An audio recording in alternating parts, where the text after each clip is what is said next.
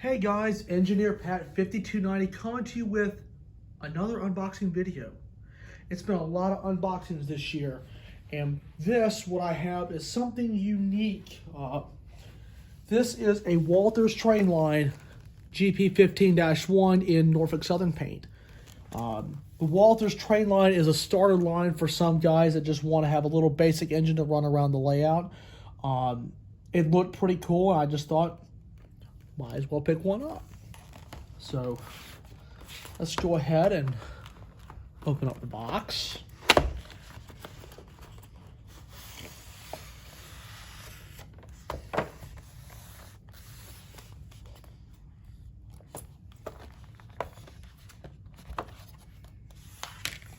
see what we got here. Oh, we have the extra snow plows as well.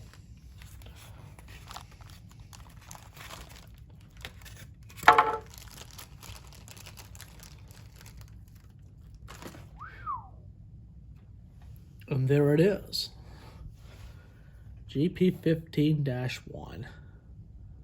And as you can see on some of the details they're molded in, which look very nice, and I will be doing a complete review of this locomotive. And this is just a little basic locomotive, and it looks pretty cool.